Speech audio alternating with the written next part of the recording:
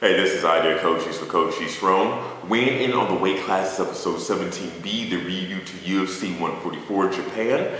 I'm going to go completely out of order this time. I'm going to be starting off with the fights that did not contain Pride stars. Then I'll be doing fights that did contain Pride stars, and then my feelings on the card as a whole. My record for this one was 3-2 for my picks. And let me get into a fight I did not pick, but I was very entertained by. Was Ricky Fukuda versus Steve Cantwell. And Fukuda's crisp striking really put Steve Cantwell on the ropes, or against the fence, and this analogy. The first round was very good. It was a slugfest. It was not as it was a technical slugfest, I would say that. There was not so much groundwork going on. I was actually amazed that the Japanese fighter, Fukuda, was actually taking Steve Cantwell down. He was a former WEC light heavyweight champion, I just don't know what happened to this guy, Cantwell. And he started off his career fantastic, and then he lost like his past 5 fights. The first round was pretty good, and Fukuda was edging him out. Then the second round, Cantwell, just like the announcer said, became pretty much a punching bag under the onslaught of Fukuda. Third round, the fight, the distance between the two fighters was just too great. It feels like Steve's reel was already broken. He was just trying to get through the fight, not being finished. One thing I did like about Fukuda is that he still tried to finish the fight. He was still pressing the action all the way up to the end. The last minute and a half, some of the fighters just would have taken it easy, but he just kept slugging it out. He couldn't drop him, and that's, big props to Cantwell, but at the same time, Fukuda looked amazing, at least in this particular fight. Off to another great fight, and that was Anthony Pettis versus Joe Luzon. I really am a big fan of Anthony Pettis. There's really nothing I can say about this guy right now that hasn't already been said on various internet forums. He is the new lightweight fighter I am always going to be checking out for. You never know what this kid's going to do. And that leads me off to the main event, which, like I said, I'm going out of order, between Frankie Edgar versus Ben Henderson. And this is a fight I did get right, and like I said in the preview, it came down to the nuances. I really feel that Ben Henderson's overall better footwork gave him the chance to land some of the crisper shots in which he did. However, I will say this about Frankie Edgar. He displayed a fantastic takedown game. Usually, everyone knows that Frankie Edgar is a good wrestler, but he hasn't been using his takedowns as often as most wrestlers in the lightweight division do.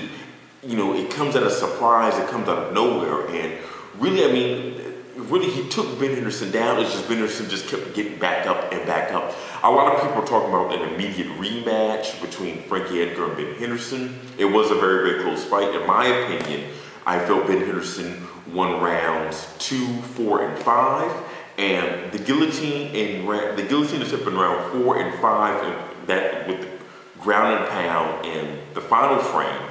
I think really cemented the fact that Ben Henderson was going to win the fight. One thing I want to get into this is that people are talking about Anthony Pettis versus Ben Henderson, or Ben Henderson versus Frankie Edgar 2. We don't need another rematch of Frankie Edgar. I love Frankie Edgar. He's an amazing fighter. He has fantastic heart. But at the same time, you do need to open up the door for other lightweight fighters. He's just been monopolizing. If he was to get a rematch immediately, that would have been BJ Penn 2, Gray Maynard 2, Gray Maynard 3, Ben Henderson 2. We don't need to see Frankie Edgar in that amount of pay-per-views. Other people have to have a payday as well. So I think Anthony Pettis would be the logical pick, and then probably have, depending if Nate Diaz defeats Jim Miller, have that winner face off against Frankie Edgar, and then that'd be the #1 contender fight. That's the only way I can see it going on. Now let me get to the fights. Oh, one other thing, the Okami fight. Okami versus Tim Bosch. A lot of people were talking about how Okami, he was dominating in the first 2 rounds, and he just got, he got caught, just like everyone else. It can happen to anybody. And people were saying, like, he doesn't have any sense of urgency. Let me explain something to you. I feel and since Okami only has 1 speed, that has actually helped him out the majority of his MMA career. For some of you who don't know, he actually did fight in K1 Heroes. He was not that big of a star because he just had this just one pace about him that he wouldn't really change.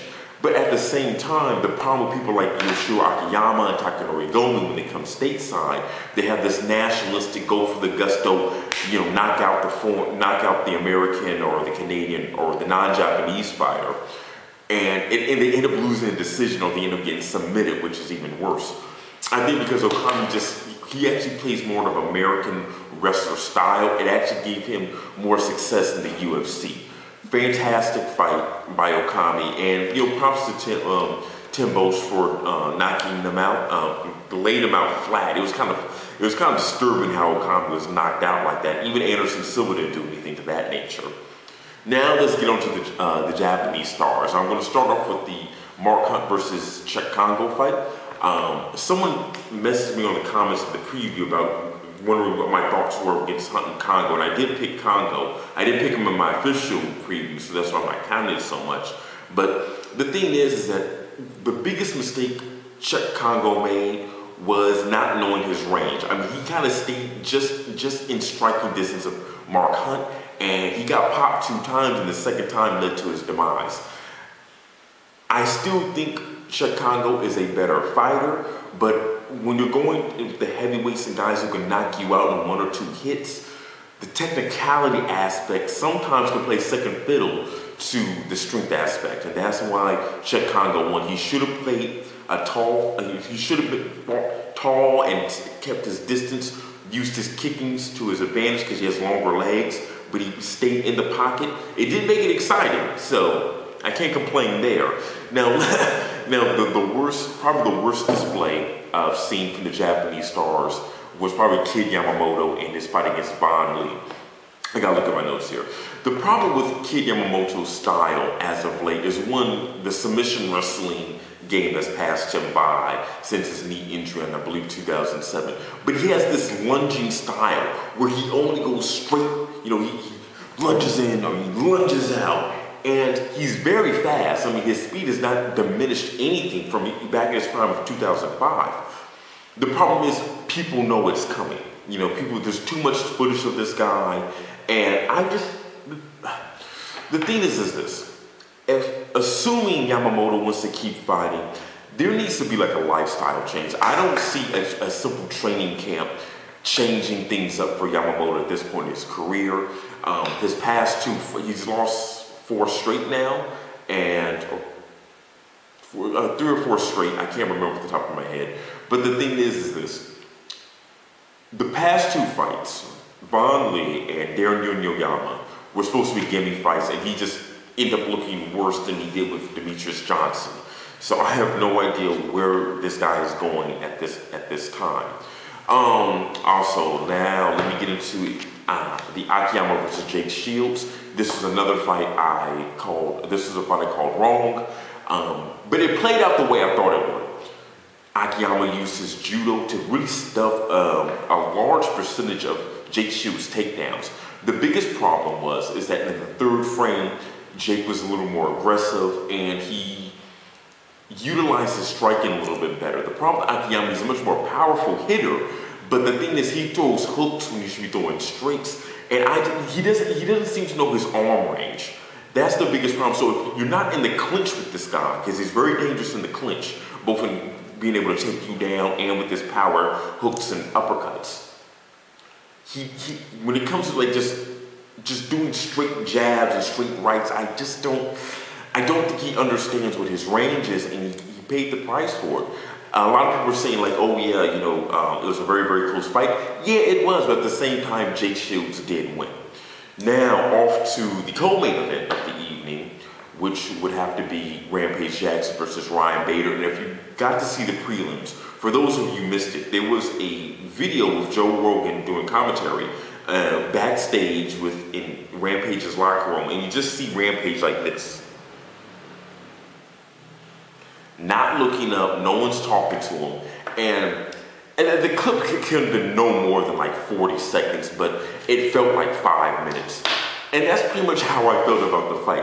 Rampage came in, 6 pounds overweight at 211 in a 205 fight.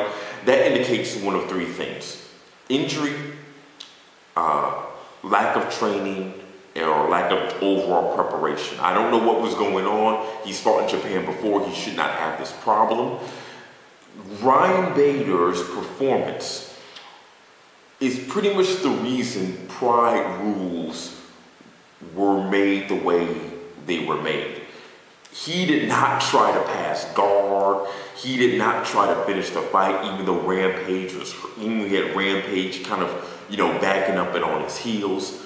The big slam was pretty cool, but other than that, it was a very lackluster performance. And I was actually upset everyone lost. The Japanese fans lost, Rampage lost, and I know Ryan Bader got no extra fans after that performance. I really felt that Ryan Bader should have really went for the gusto. I think he may not have been able to finish Rampage, but he could have did a lot more damage than that. Now let's get to the last fight of mine, and the fight that I'm so happy I got right was Takanori Gomi versus Iji Mitsuoka. Probably had the highest drama in the short amount of time the fight lasted. Iji Mitsuoka was actually tagging Gomi a number of times, and Gomi has a tendency not to block shots. If you see his fight with Jens Pulver, back when Jens Pulver was the lightweight champion, fighting in Pride, and Jens Pulver hits hard for a lightweight, Gomi doesn't block. So the only time I ever see Gomi block is he's blocking head kicks. Usually just go back. But he's not blocking these shots. And the thing is, he's getting clipped. Iji Mitsuoka clipped him. Nate Diaz clipped him. They didn't rock him, but they clipped him. They made him lose his balance. And then once he's on the ground, we all know how vulnerable Gomi is. That said, I was very happy to see Gomi not tap, and then Iji Mitsuoka got a little cocky with his hands, start making it a slugfest, and it was all I could make from there. So let me give my feelings about this card. This card felt like a UFC show in Japan rather than an event.